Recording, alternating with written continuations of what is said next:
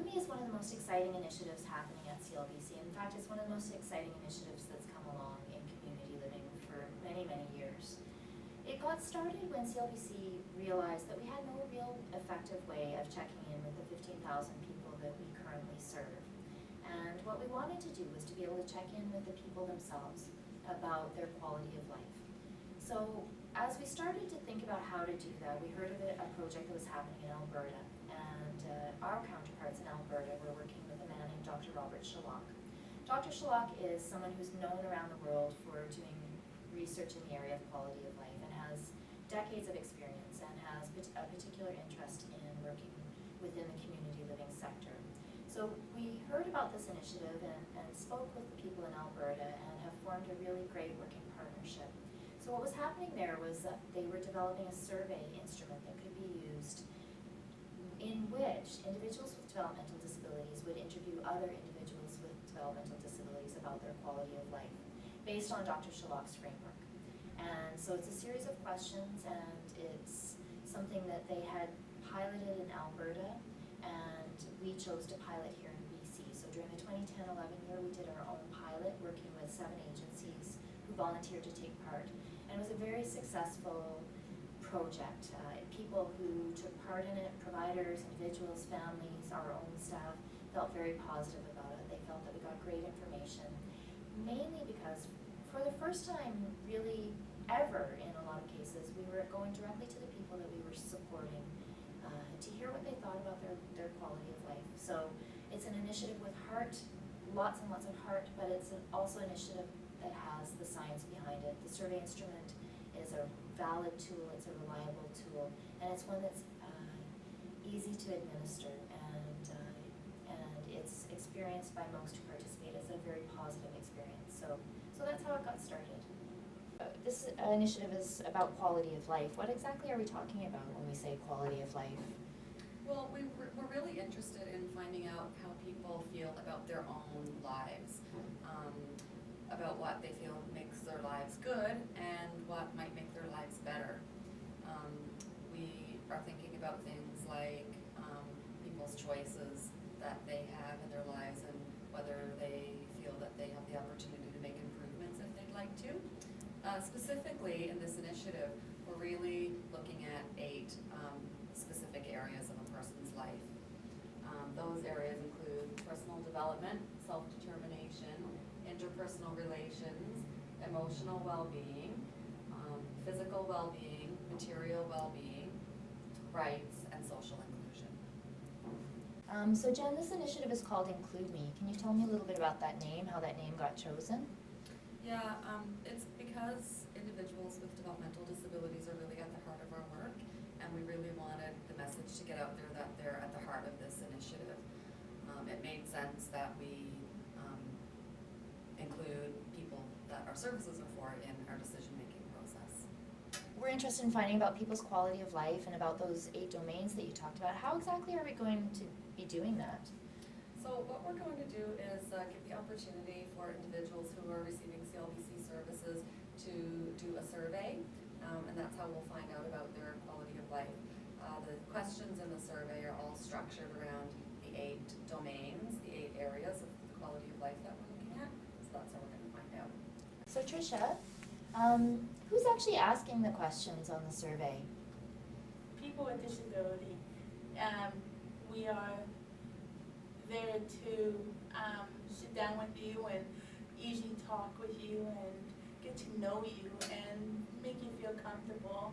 Tricia, you've been involved in the survey process. What do you think people like best about it?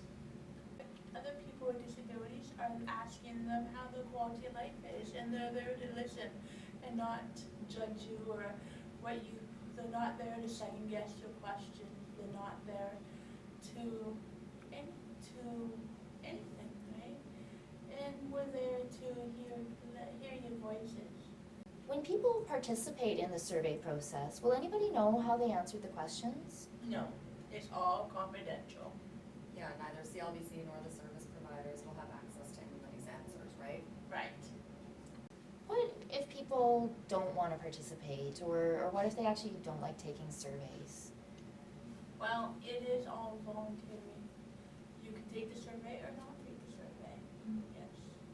Yeah, we talk to people about how there's lots of other ways to have your voice heard. You don't have to do the survey if you don't want to, and if a person is not able to do the survey themselves, we ask somebody who knows the person really well. We ask two people who know the person really well to take the survey from that person's point of view on their behalf. People who provide direct support to individuals with developmental disabilities are a really, really important part of their life.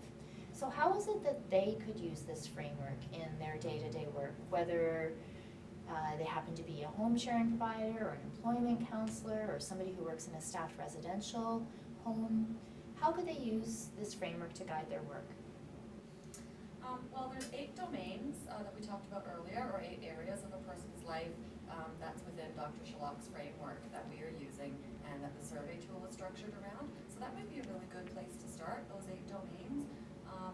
The person providing direct support or the home share provider, whomever, might be able to use those aspects or areas of a person's life to think about goals and what areas that a person might want to work on improving.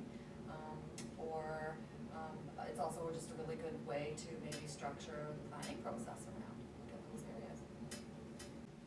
Hello, my name is Tricia and I'm here to do the survey today. Hi Tricia. How are you? I'm good. That's good. So I'm going to tell you how the survey will work. Okay. So there's 50 questions and 3 50? Yes. Takes about an hour. Okay. Each question has 3 possible answers to choose from. Wait until the questions and the answers have been read and answered. Or you can point to my symbol sheet. So this one's most of the time, Okay. sometimes, rarely or never, or you can point to 1, 2, or 3. Okay. Any questions? No, I think I got it. Okay, we'll just go on to the survey then. Okay. Okay. So I'm going to read you a definition of what the question will be like, and then we'll get on to the questions. Okay. So the first one is emotional well-being. Emotional well-being asks about how you feel about things in your life. As you answer these questions, think about your happiness and safety and how the people around you make you feel. Do you feel good about yourself? Most of the time, sometimes, rarely, and never. I'd say most of it. Thank you. Social inclusion. Social inclusion asks about the kinds of things you do in the community and who you do them with. As you answer these questions, think about activities and fun things you do in the community. Things you would like to do in your community, people in your neighborhood, and places that you go in your community. Okay? Do you feel you're a part of your community, like belonging to clubs, teams, or church groups? Yes, somewhat, no. I would say somewhat, yeah. Okay.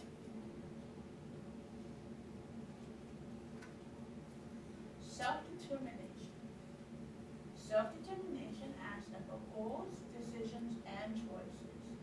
As you answer these questions, think about making your own choices, doing the things you dream of doing in your life, and make your own decision. Okay?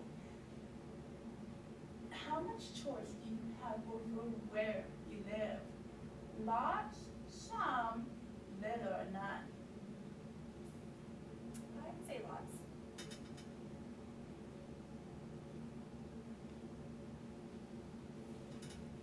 Thank you.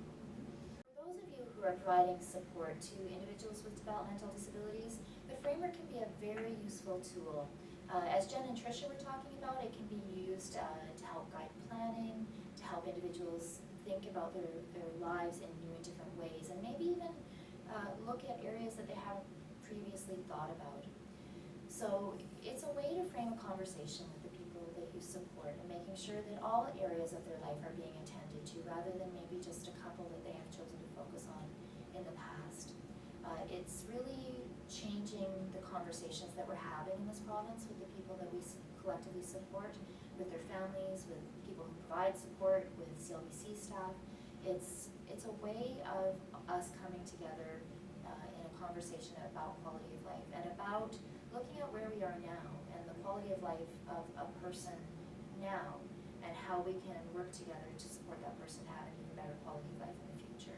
So that can be very targeted, it can be focused on any particular domain or a particular subset of a domain, or it can be looking at the quality of life as a whole.